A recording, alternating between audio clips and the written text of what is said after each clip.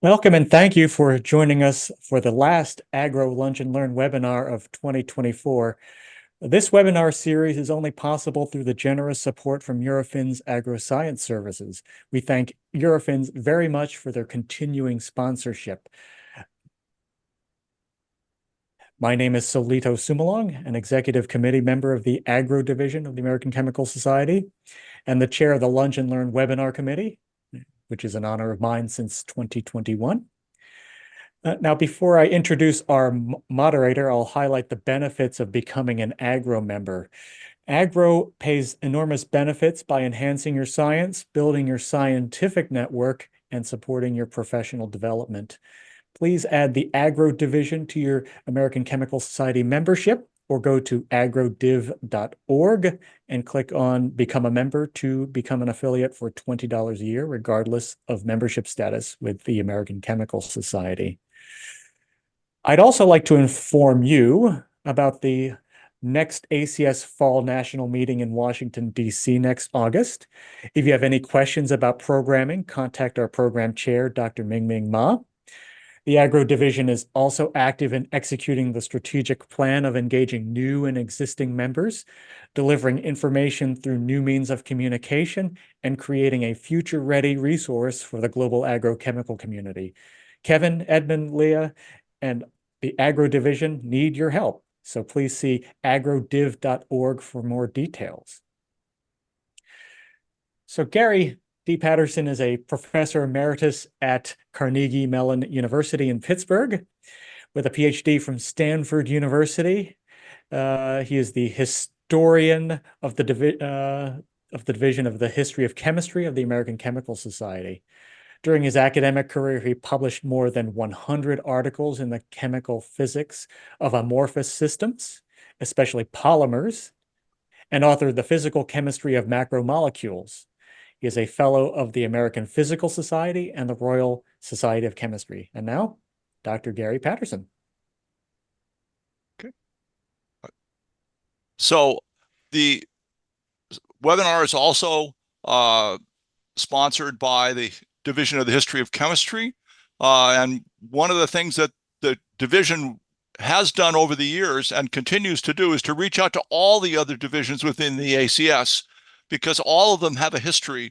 And in order to understand the present and the future, it really is important to understand where we've come from so that we can understand where we are and where we're going. And the history division also encompasses all of chemistry, not just academic things, industrial chemistry, engineering chemistry, and academic chemistry. All of it is encompassed by the division. Perhaps the best thing that we offer is our bulletin. It's one of the leading publications in the world in the history of chemistry, and it's published by our division. And you're going to hear today from Peter Childs, who's got one of the lead articles in this year's bulletin for the history of chemistry. We are very active at annual meetings, two meetings a year.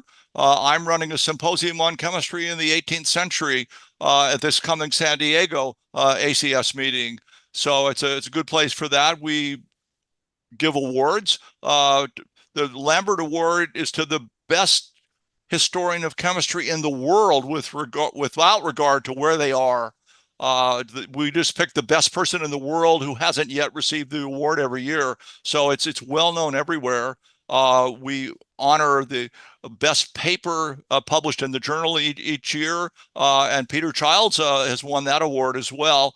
And we look backwards to all the chemical breakthroughs, and we give it a citation with a plaque and a symposium at some place in the world every year. It's a major international event. So it's a good organization to join. If you are a member of the ACS, there is a price for the journal, so it's $20 a year, but you don't have to be a member of the ACS to join the HIST division and receive the journal. So next slide, please. So we're talking today about seaweed, and the next slide after this one. seaweed is in the news today. Even on my feed yesterday, I got an advertisement for seaweed stuff. And if you want to learn about seaweeds, here's a recent thing that you can get on Kindle called The Seaweed Revolution. So it's pretty easy to get into this and understand that we're talking about billions of years when you go all the way back to the algae that showed up on Earth, which how seaweed are called macroalgae, and this is a really good book for that. The next slide, please. At a somewhat deeper and broader level, there's a classic book on seaweed and their uses by Chapman. Now, this one I got off the used market. I don't think it's in print anymore, but it's readily available and will give you a much broader perspective. So there's two good books that you can use for that. The next slide, please. Now, we're pleased today to have as our first speaker, Peter Childs from the University of Limerick. And he was the winner of the Outstanding Paper Award for 2023. He was born in Yorkshire, but lived mostly in Ireland. And this is a good sign because although historically there may have been a variety of battles between the two countries, in fact, they have more in common than they have that are different. And Peter is an example. And he won the award for another Englishman who spent most of it, an Irishman who spent most of his life in England. His name was Peter Wolf, the inventor of the Wolf bottle, among other things. Peter's a famous teacher. He founded the journal Chemistry in Action, which is a teaching thing. He's won many awards for his outstanding teacher, and now he's become a highly regarded chemical historian with lots of publications in this area. And we are thrilled to have him give you a talk today on the industrialist Stafford, who founded the major seaweed industry in the 19th century. Peter.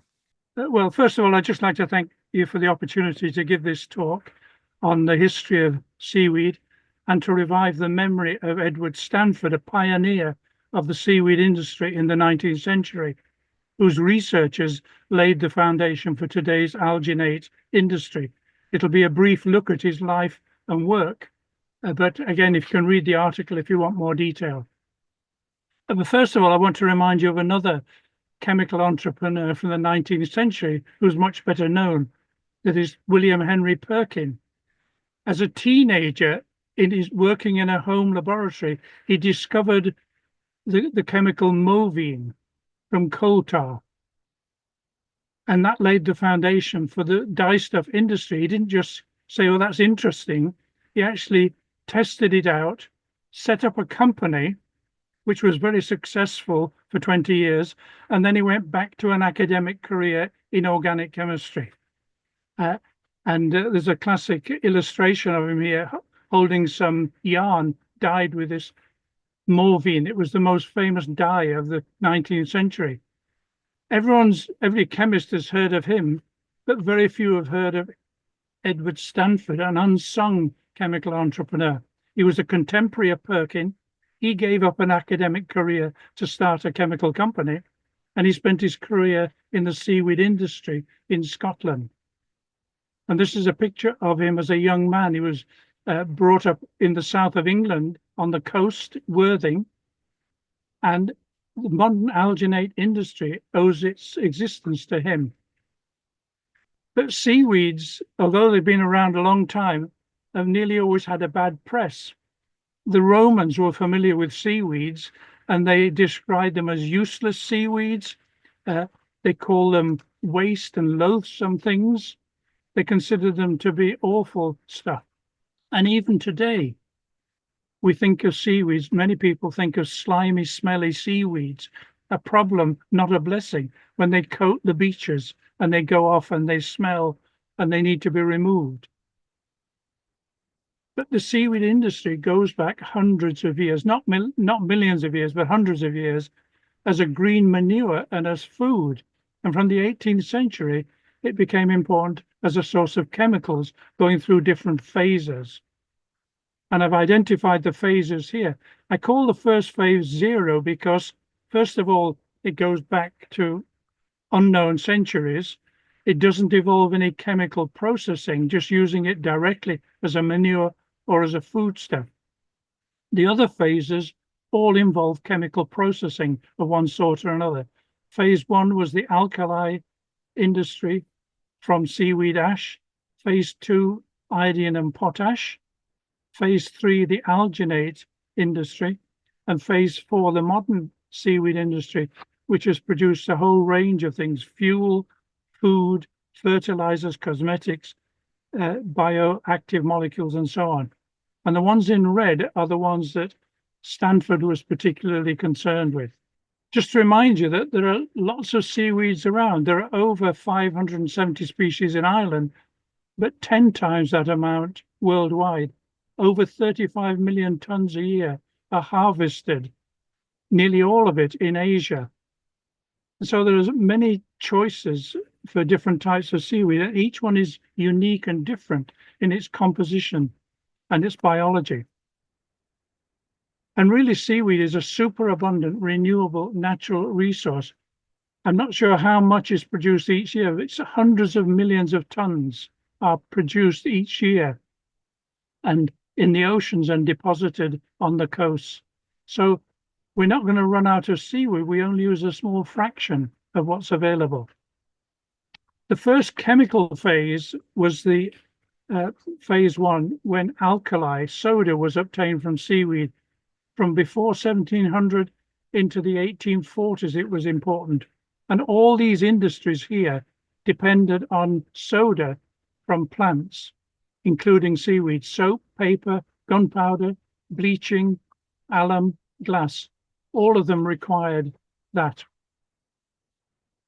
But phase 2 started in 1811 when a French chemist discovered iodine by accident in the residues from kelp. He was actually trying to extract potassium salts for gunpowder, and he found iodine by accident. And this started a new industry, started to be manufactured in France, Scotland, later in Ireland. And as well as iodine, potash and bromine were also obtained from kelp, and again were the original sources of those. But they needed to change the way they collected seaweed and burnt it, because it needs a different type of seaweed to produce iodine. And this slide just illustrates that different seaweeds have different compositions. The ones on the right here were used in the soda phase, and you can see that they are richer in soda, but very poor in iodine.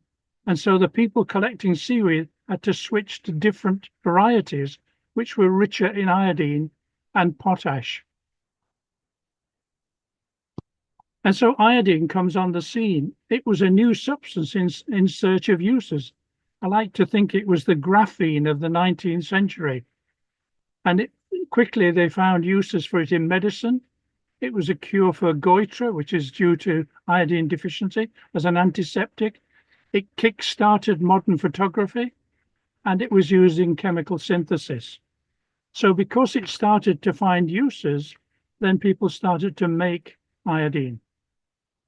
It had been discovered by accident, but manufacture started first in France, expanded into Scotland, and then into Ireland on a relatively small scale.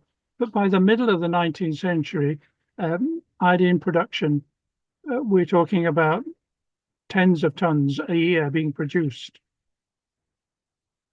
And so we come to Edward Stanford, his early years and education. He was born in 1837 in Worthing in the south of England.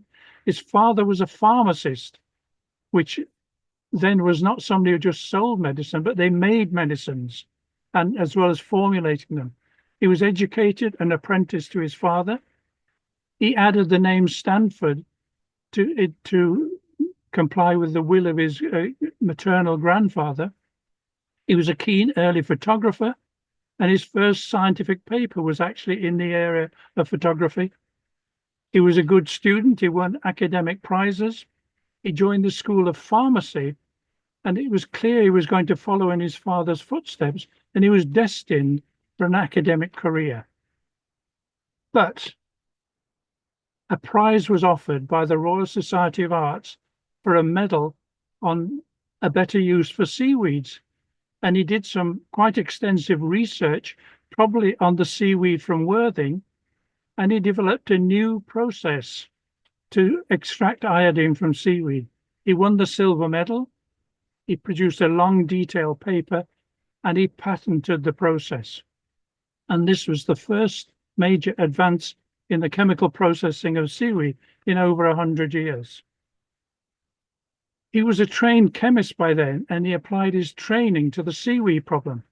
The traditional method involved burning seaweed into kelp, seaweed ash, at high temperatures in an open kiln. And most of the iodine and some of the alkalis were lost into the smoke. And Stanford's process used a closed retort at a lower temperature to increase the yield. This was the traditional problem. The seaweed was being burnt in the open air, and most of the iodine, over half of it, was going up in the smoke. And Stanford's process solved that problem, doubled or tripled the yield of iodine. Now, Tiree is a small island in the Hebrides off the coast of Scotland. This is a contemporary picture, but it's not always sunny. And it's this small island down the bottom of the map here is the island of Tiree. It's part of the Inner Hebrides. And these are some of the places associated with the career of Stanford. He was born down in the south of England, but lived most of his life and did his work in Clydebank in Glasgow. Tiree is here. North and South Uist are here in the Outer Hebrides. And he also set up a factory in Ireland on the west coast here. Now, another person comes into the story here, the 8th Duke of Argyll, George Campbell, who was a British polymath and statesman, and he was widely considered to be one of the greatest minds of the 19th century, comparable to Thomas Jefferson and Benjamin Franklin. And he kept in touch with scientific happenings. And he read Stanford's 1862 paper, and he saw it as an opportunity to revive the Scottish kelp industry on the islands that he owned. He owned the island of Tiree. And so he invited Stanford to set up a factory on Tiree on favorable terms. What to do? What was Stanford to do? He was all set to take up an academic appointment in London, and he has been offered an opportunity to put his ideas into practice. And amazingly, he turned his back on a safe academic career, and he set out literally into the unknown. And that decision changed his whole life, which now was going to be spent in the seaweed industry. He was a good academic chemist, but he had to learn chemical engineering, scaling up from the lab bench to a factory. He had to learn how to order and organize materials. He had to supervise the building of a factory, all of it without any other professional support. And so he designed the factory, commissioned the various items, oversaw the construction and operation, hired the workers, and liaised with the locals to collect seaweed. And this is a page from his notebook in the year 1863, where he sketches the outline of the factory. And he had to go away and order the various tanks and vessels that needed to be, and get them delivered and installed and so on. An amazing achievement. That factory operated from 1863 to 1901. It gave employment and cash income to the locals, and his company continued to buy kelp even after it closed. And he set up other factories in the Hebrides, in Ireland, as well as a large chemical factory in Clydebank in Scotland. This is a picture of the original factory on Tiree, the remains of it in the 1930s. And this is the map showing if you can see here, along the banks of the canal are the chemical works, which are ones that Stanford set up. There was nothing there when he went, it was just farmland. So he built the first factory from scratch, and it developed into quite a large enterprise. And he had a number of chemical companies, seemed to keep changing the names It started off as the British Seaweed Company. It turned into the North British Chemical Company. It then became the British Chemical Company, and finally Stanford and Co. And this is one of his adverts for the first company, the British Seaweed Company, with medals from the various exhibitions that he took part in. And here's an advert for Stanford and Company, the last of his companies, which lasted after his death up to about 1954. So he was a prolific chemical industrialist, mainly in the area of using seaweed. He settled in Scotland. He never really left after he went there. He built the first factory on Clydebank. It developed into a major company. He married locally. He married a Scotswoman. They had 9 surviving children, and he lived close by the factory. And this is, I've not managed to find any photograph of the actual factory, but this is the canal, which you can see here. And the building on the right is the edge of Stanford's company. In his professional life, he was very much involved in academic and professional affairs. He was an active member and an officer of several societies: the Chemical Society, now the Royal Society of Chemistry, the Pharmaceutical Society, the Society for Chemical Industry, the Royal Philosophical Society of Glasgow, and the British Association for the Advancement of Science. You could say he had his finger in many professional pies, and he took an active part in their work. He was also involved in the community and local affairs. He was in the local militia. He was a member of the Clydebank City Council. He was a member of the local school board, and he was an active member of the Liberal Party. So he wasn't just a remote academic or industrialist. He was very much involved in local life for over 40 years. But he also considered that research and development was important, and he was always researching better ways to use seaweeds and their products. And his main discovery, his main claim to fame, was the isolation of alginates by the wet process, which he patented in 1881. And avoiding heat meant that the organic matter, the slimy matter, could be removed and isolated from seaweed. He tried to market it. He developed various uses for it, but it never really took off until after his death in the 1920s and 30s. This is a page from his laboratory notebook with work on the algins, which he, as a patented in 1881, published a couple of papers on it a year or two later. Now, the alginates are the third phase of the seaweed industry, and they are widely used nowadays in all sorts of things, from the food industry, cosmetics, burn dressings, fibers, glues, etc. And our second speaker is going to talk more about this. But these are complex polysaccharides. I like to say they put the sliminess into seaweed. Over 26,000 tons are produced per year, worth over $700 million.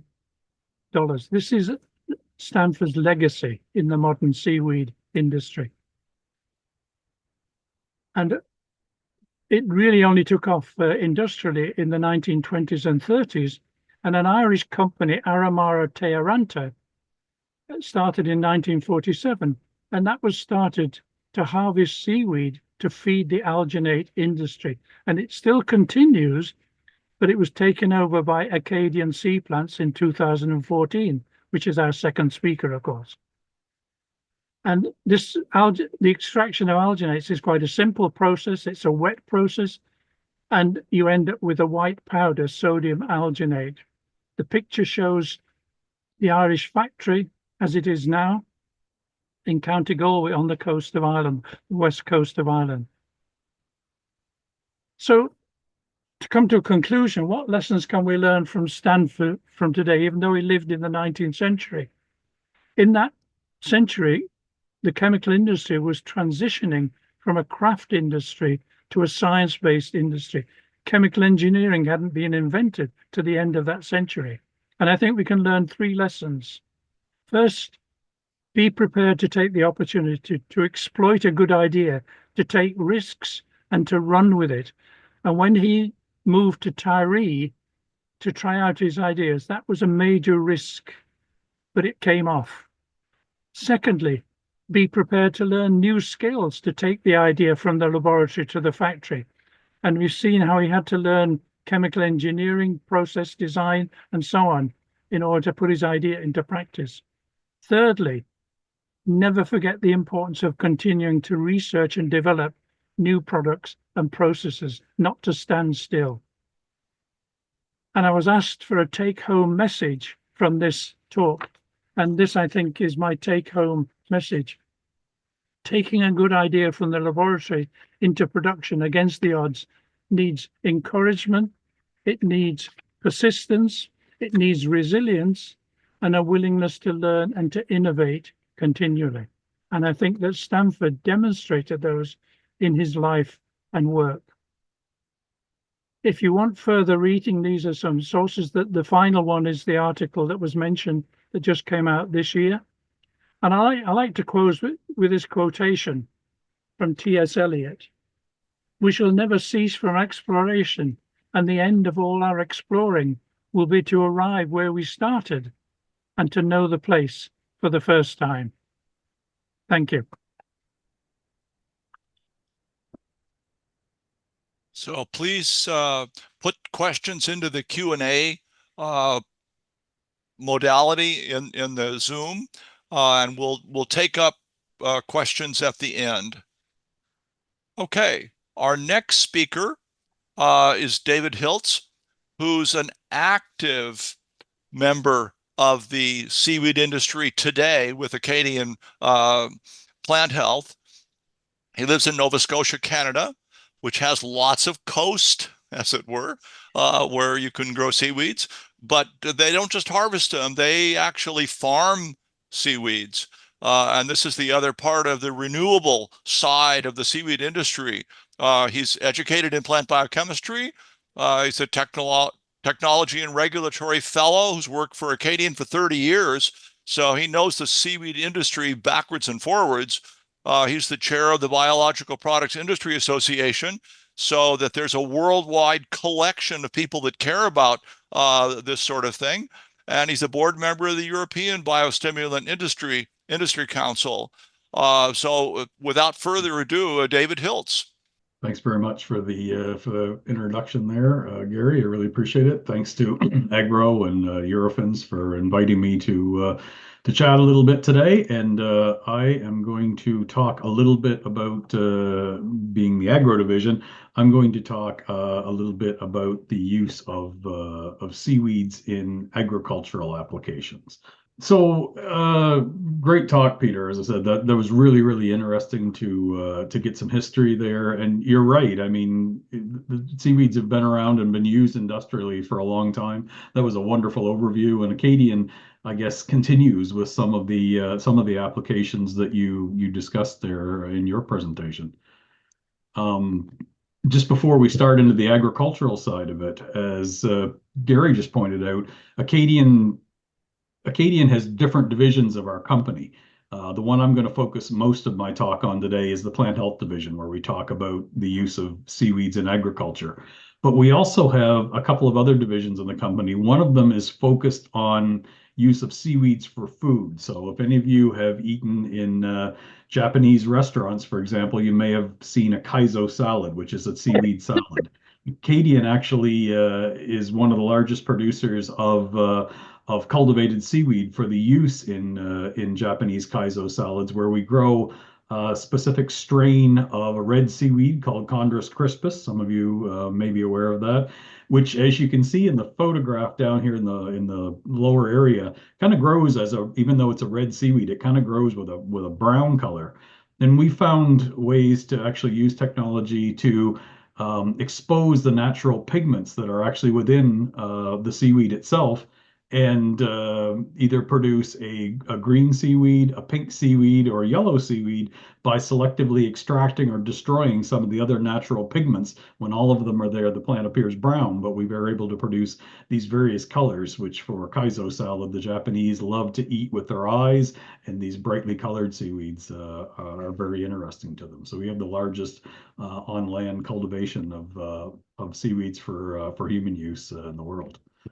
And then very similar to what Peter had also talked about was the idea of the use of seaweeds for drying of seaweeds for use as either raw materials for extraction of things like alginates, or primarily one of the main reasons we produce this product is actually for use as an animal feed supplement. So much in the same way that I'm going to talk a little bit about the benefits of seaweed use in agriculture, we find that when we supplement a typical animal's feed ration with a small amount of seaweed, it helps it overcome some of the stresses that, for example, beef cattle encounter when they're going through feedlot operations, and it makes them maintain their health, maintain their coat, keep their weight up, and things like that.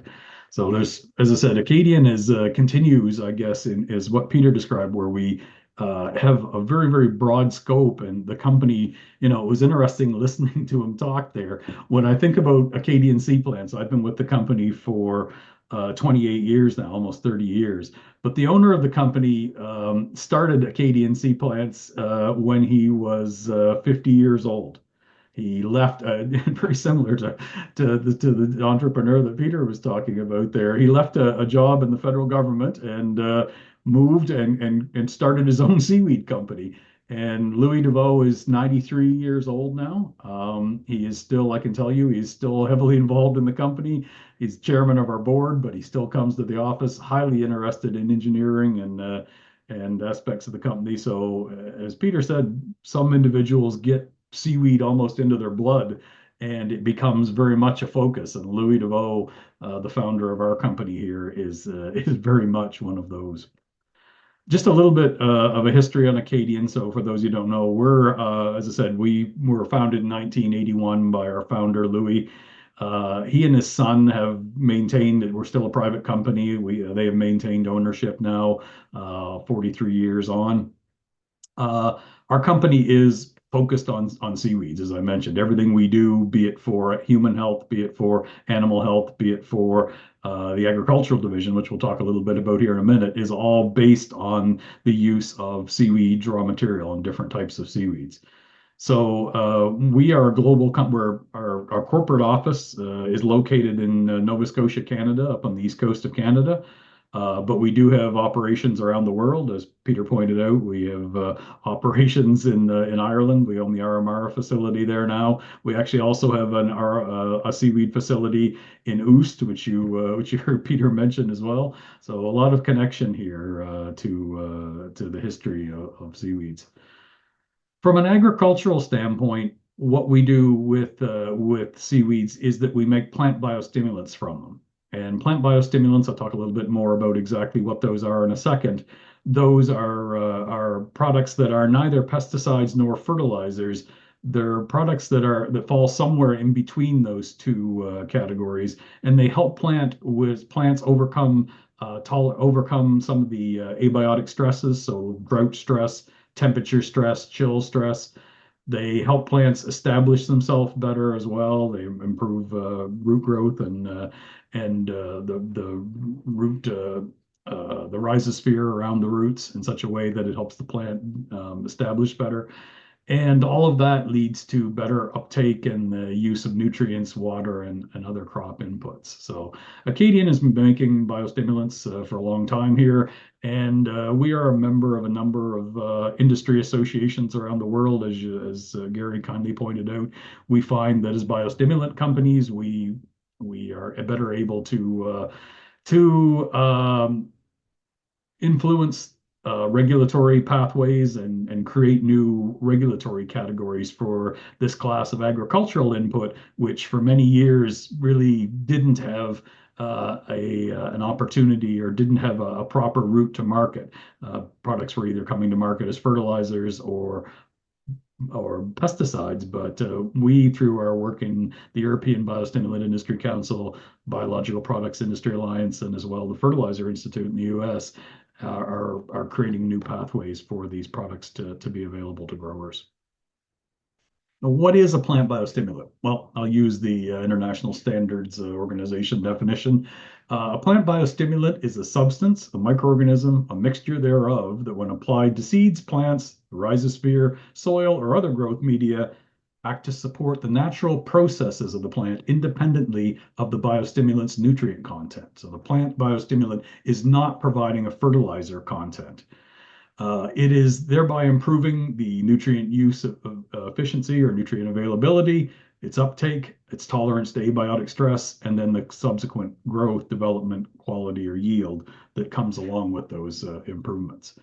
And some of the common biostimulants, for any of you that are familiar with the agricultural industry, you will often hear microbial products. Again, microbial biostimulants are often used to enhance the rhizosphere and soil microbiology. The use of humic substances has been long used as what we would, I guess, now consider a biostimulant. Those are extracts made from leonardite and other biomaterials. We have protein hydrolysates and amino acids. So this is probably a bit more common in Europe than it is in the US, where again we have found ways to recycle nutrients and used co-products from other industries and produce these amino acids that can be used to supplement plant growth. And then the one that we're going to talk about and that Acadian is focused on today is seaweed and seaweed extracts. So how have seaweeds traditionally been used in agriculture? Again, Peter touched on this in his talk a little bit. In the 17th, well, even before, there's evidence as far back as the Romans collecting various seaweeds and ocean and sea plants and using them as basically types of fertilizer, soil amendment, I guess you would call it. That continued all throughout history, where you would find civilizations that were growing close to the coastline would collect seaweed. They would take it. They would use it as an amendment to their crops. The idea was that it contained beneficial nutrients, as we heard earlier. It was identified eventually that some seaweeds were rich in potash. So then became the idea, well, let's actually start burning off the organic matter and leaving behind the potash material. And that developed into an industry in the 1800s, the 1900s. However, it was rapidly recognized that from an agricultural standpoint, that yes, that would give you a source of potash, but the benefits that you saw from using the potash did not equate to the benefits that you saw when people would use the whole plant as a soil amendment. So in fact, it was kind of realized that by burning off the organic matter to make the potash easier to transfer around, that we were actually losing some of the beneficial compounds, which were the organic compounds in there. And because of that, we then saw the development of the first seaweed extracts, which that was developed by Milton in the UK in 1948, I believe, was when he first developed that and filed a patent for it. And some of you may remember the original maxi crop, which was the product that came from that. The seaweed that Milton was using and the seaweed that Acadian uses is Ascophyllum nodosum. Ascophyllum is a brown algae that grows on the North Atlantic coastline. So it grows in the North American side from Connecticut northwards, up around Atlantic Canada, where we are. On the European side, it grows in northern France, up around the British Isles, the Scandinavian countries out around Iceland. And Ascophyllum is a bit of an interesting species of algae. It grows in the upper intertidal zone of the beach. And that means that as the tides rise and fall every day in the tidal cycles, twice a day, every day, those plants in the upper intertidal zone are exposed to the atmospheric conditions of whatever it may be in that region. So in the summertime, in the North Atlantic here, we have some nice warm days. So this plant, as you can see in the photo on the bottom left, will lay there and be exposed to the air, the sun, the dehydration, and then 6 hours later will be covered by that cold ocean water as it washes in. In the wintertime, it's the exact opposite, very cold here in the North Atlantic. This species will be fully, when it's exposed to the atmosphere, it's exposed to ice, snow, and freezing temperatures. ASCO has found a way through evolution to not only survive in this zone, it actually thrives in this. Ascophyllum is the dominant intertidal species in the North Atlantic. And because of that, again, there's been a lot of study and a lot of scientific papers published on Ascophyllum. We feel it is the premier species for use in producing plant biostimulants because of the abiotic stress compounds that it itself encounters in its growing cycle. So how do we actually take fresh Ascophyllum and turn it into something that can be used in modern agriculture? Like I said and showed in the earlier slides, we do continue to make a dried seaweed meal, which can be applied on fields as a soil amendment. That we do have some customers that continue to use seaweed that way. Most of them instead have gone to these extracts that we and other companies make because of their ease of use. They're easily applied through foliar application, through sprayers. They're easily applied through drip and drench application through the soil.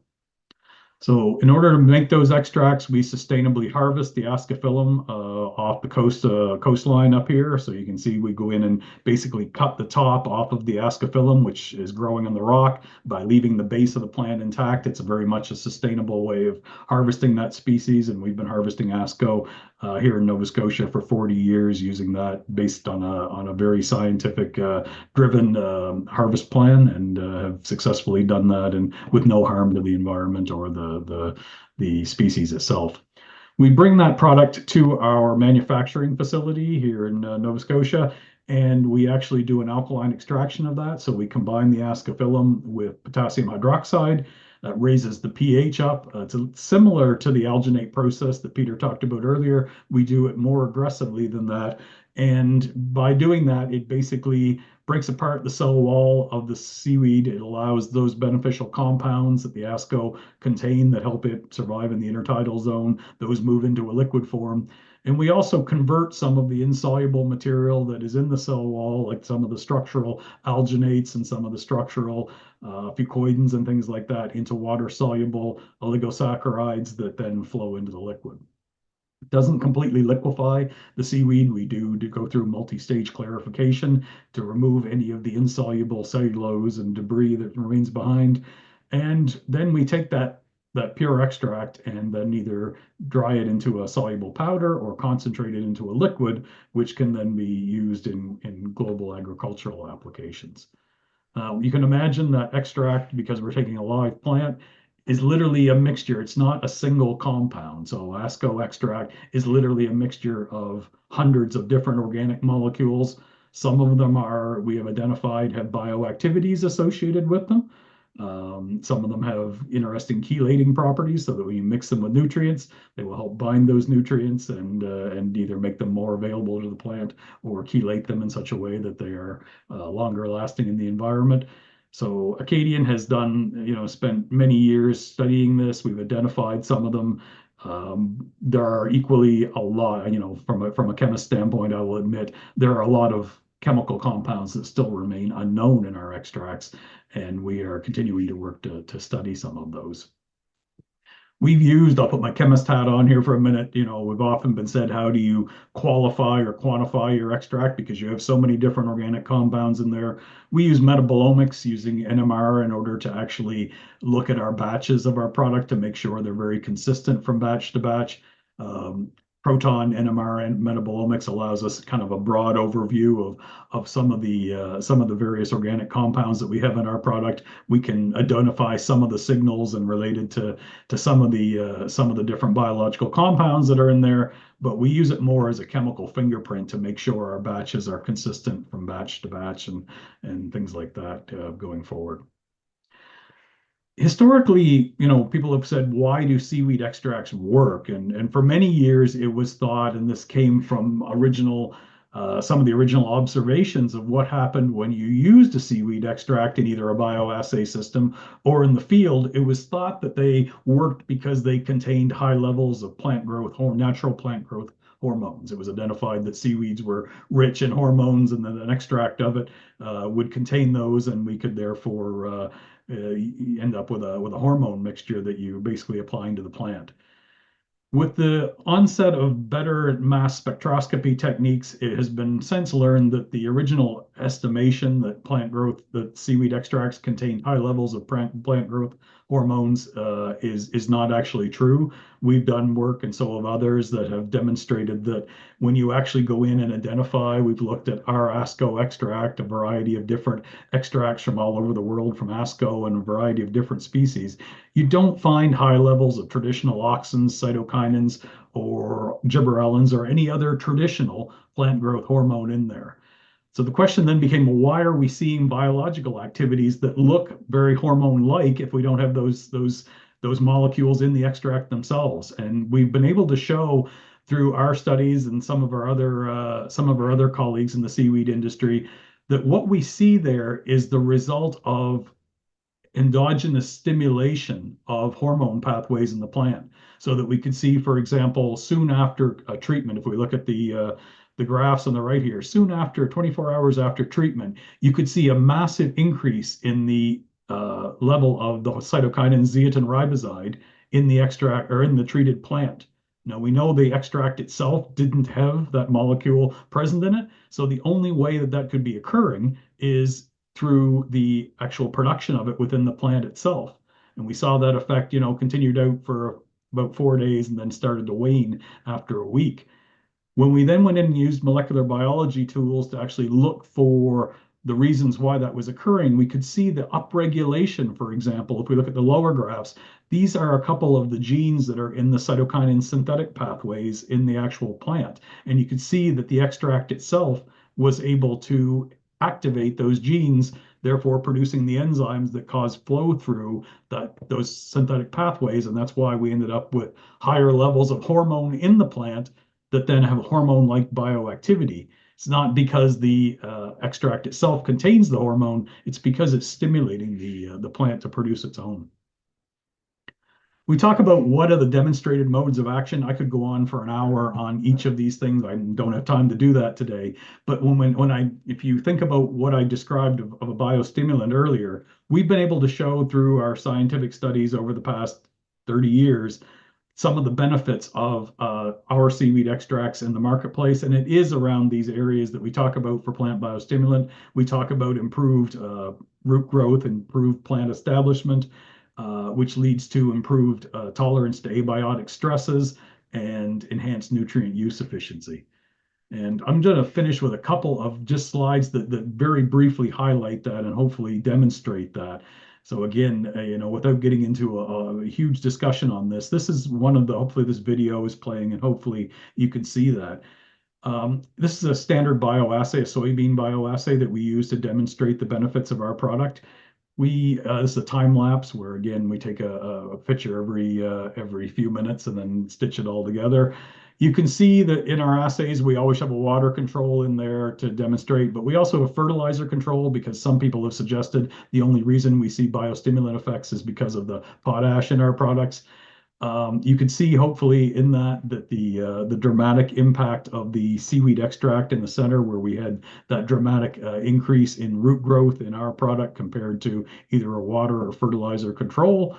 And that also leads to a better, a larger plant, which has improved leaf area.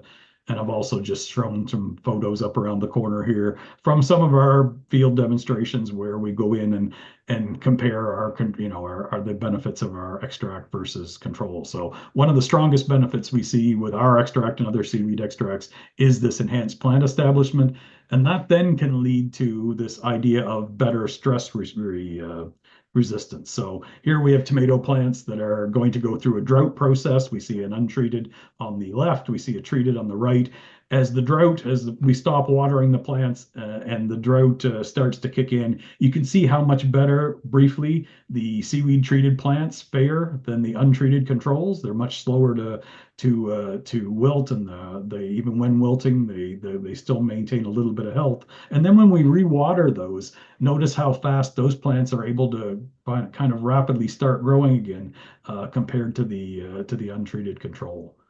And I've shown some pictures on the left over here. We see, again, it would take a long time to go through all this, but we see effects on salinity where, again, the use of our seaweed extract helps alleviate salt stress in plants, chill stress in plants.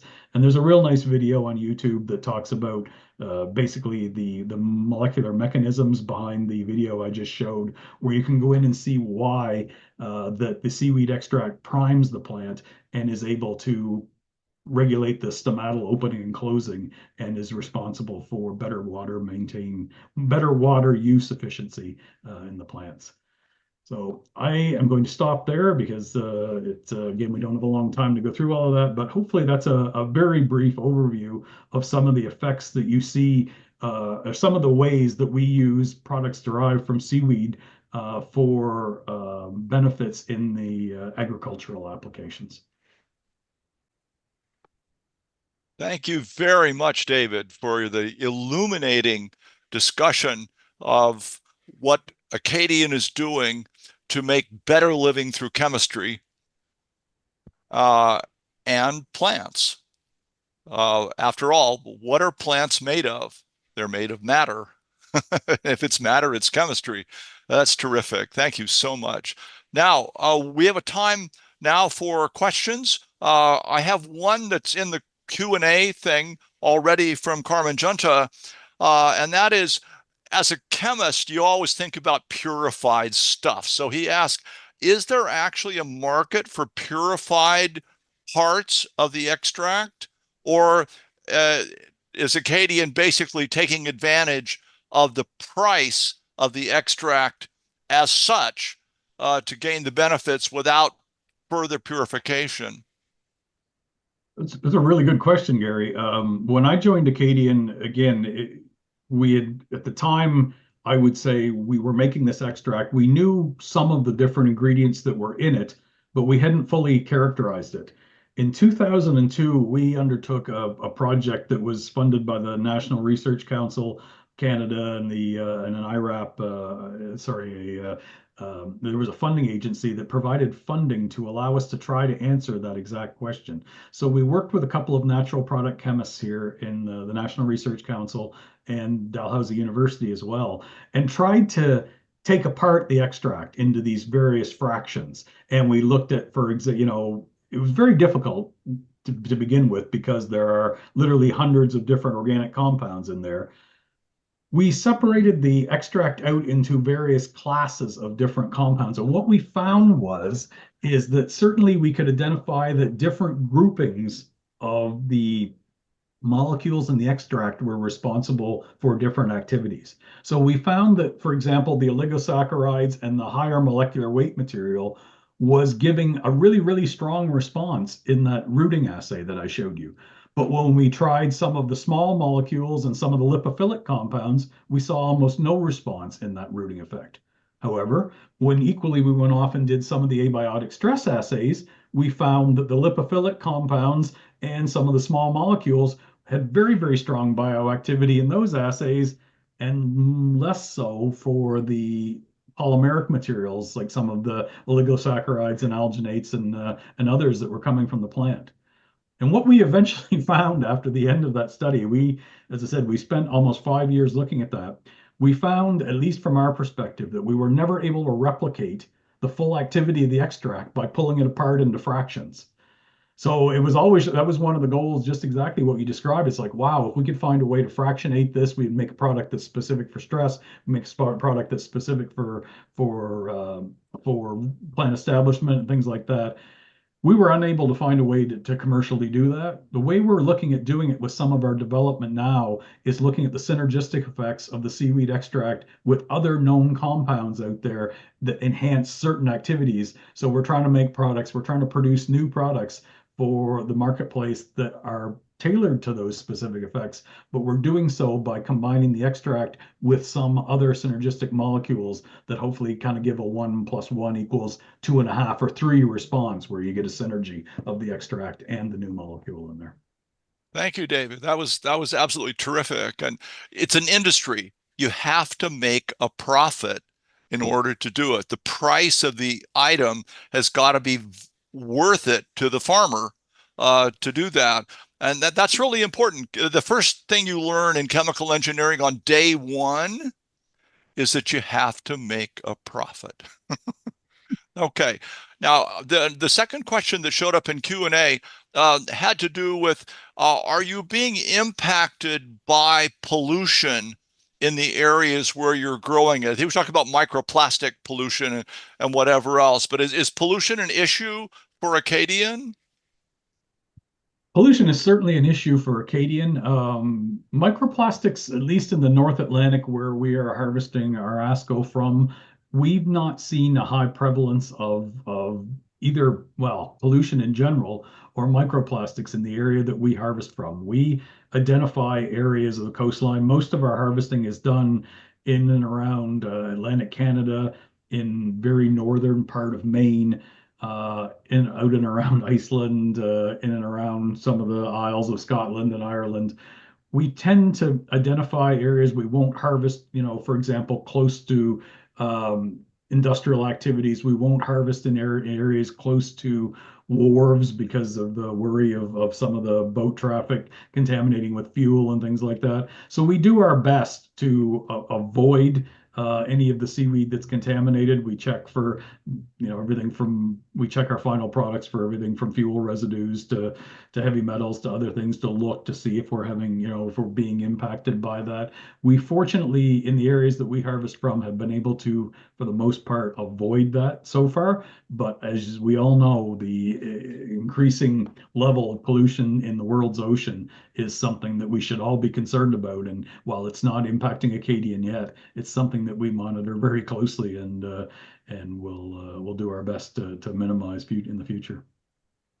So for the attendees, do you have questions for Peter as well? We've got one more for David while Peter is thinking about that, and you're submitting some questions, but please do that. The one question that's for David is regulation.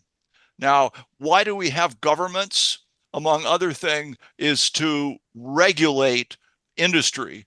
In the United States, maybe over-regulate the farming industry. But what about in Canada and in the world? Is regulation an issue that you have to face headwinds, or is the regulation helping you? I'll talk a little bit from the agro standpoint as well there. So yes, in agriculture, one of the biggest challenges for these products, plant biostimulants, going forward was the lack of an appropriate regulatory category for it. Nowhere in the world was there anything. It was, if you were using a product in agriculture, you were either a pesticide or you were a fertilizer. These products are neither. They don't have protection. They don't exhibit activities against pests or disease or things like that. Nor do they provide, in the way they're used, provide efficacious amounts of nutrients. So we had to kind of create this new category for these products, and that's what we've done as part of the European Biostimulant Industry Council. It's what we're doing as part of the U.S. efforts with BPIA and TFI as well, is to lobby for the creation of this new category. And in 2019 was the first real groundbreaking year where Europe finally created a new regulatory category for plant biostimulants. They associated it with fertilizing materials, but recognized the product as a type of fertilizing material that isn't fertility, right? It's in there with inoculants, it's in there with soil amendments and things like that. And that's what we're trying to replicate around the world, is that these products are registered as a subset of fertilizing materials, not as fertilizers, but regulated along with fertilizing materials and away from plant protection, crop protection, and pesticides. Thank you. So we've had a good increase in questions here. One of them has to do with carrageenophytes, which is another type of polysaccharide. I actually wrote a recent paper on the different kinds of polysaccharides for the journal Polysaccharides.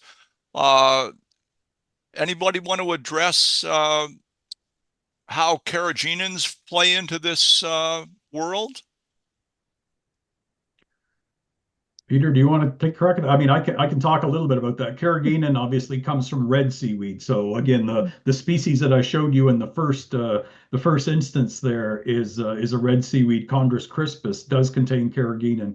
The primary use of carrageenan. That Irish moss, which is the species that I showed you there, used to be one of the largest sources of carrageenan in the world, and Atlantic Canada was famous for that.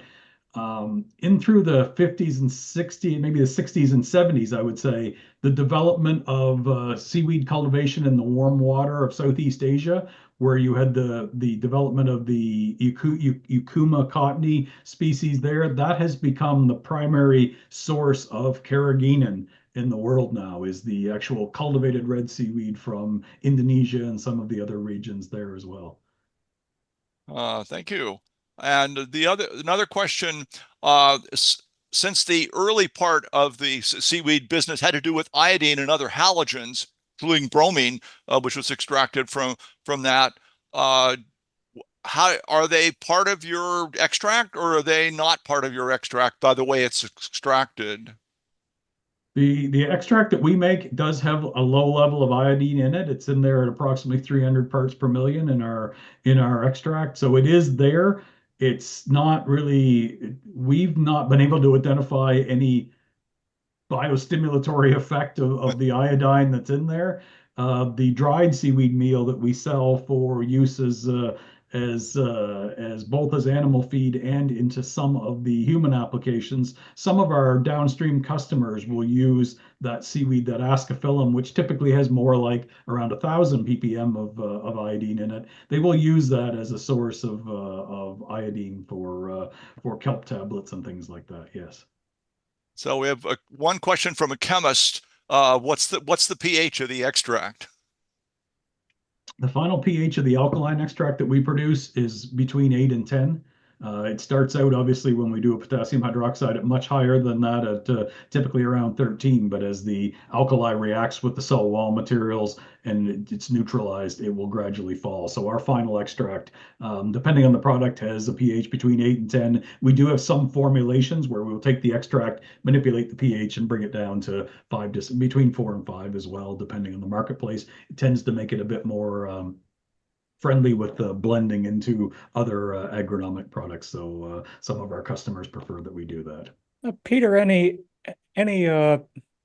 historical aspects about levels of iodine or halogens and I was pH? going to comment on two things, not particularly historical. One is the amazing way in which the seaweeds manage to concentrate iodine from seawater. They multiply it up several thousand times. And secondly, they managed to discriminate against bromine. You'd think that bromine being... Yeah, there's more bromine in the water. It's actually the opposite. There's much less bromine than there is iodine in the seaweed. Yeah. And the second thing I wanted to mention was that there's some work being done on seaweed as an animal feed to reduce methane production, which has a big climate effect. And evidently that's worth pursuing. Just adding small amounts of a particular seaweed to their feed reduces the methane production. Yes. Asparagopsis, the red algae, Asparagopsis. There's really good evidence of the use of that to dramatically impact the emissions from cattle. So we have one question about there are thousands of seaweed species out there. But the question was, is anybody working on breeding seaweed, or do we already have so many of that we don't need it? Breeding of seaweed. I mean, I suppose some of from the agricultural application, the ASCO that we use is natural. We harvest it wild. That first slide I showed you that showed the material that we produce for the Asian food market. That one, I wouldn't say it was bred, but it was selected from after we looked at hundreds of different isolates of the same species of Irish moss. We found one specific strain that had the right color, the right shape, and all of that. It's not genetically engineered that way, but it's selected. It was selected and not breeded, but selected. Yes, that's right. So I'll take off my hat there, and we certainly do as we're developing products, especially for the food market, not for the agricultural market, but for the food market where a specific shape or texture or color is desired, that's where we screen hundreds of different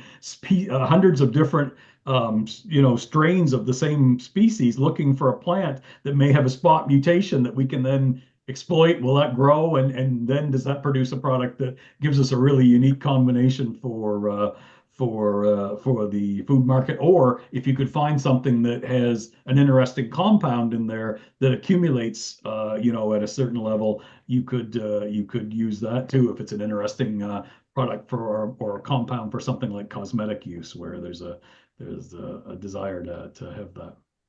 What a fantastic answer to that question. That selection in nature's breadth of breeding, as it were, results in products that are available now. And this is an incredibly rich area, both of industry, science, and thanks so much to Agro for giving us the opportunity to explore the richness of the seaweed world. Solito? Thank you so much for chairing this session, this webinar for the Agro division and for the HIST division. I'd like to thank you, the audience, very much for your participation in this webinar, and I'd like to thank Peter Childs and David Hiltz for an excellent job, as well as Eurofins Agro Science Services, our sponsor, and our webinar coordinator, Kyle Sawyer. For those questions we did not get to, please expect answers to these questions to be posted in the next few days, probably on our LinkedIn page or in the comments section on our YouTube page. You may be asked to complete a follow-up survey after the webinar, and we look forward to that feedback.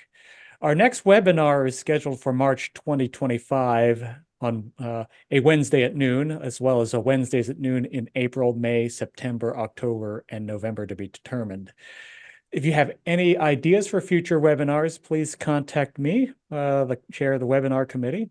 This webinar series is a great opportunity to introduce those outside agro and HIST to this dedicated Agro division membership, and an opportunity to show the great science of the Agro division to a global audience. So thank you all for your attention today and all year, and we will see you next year.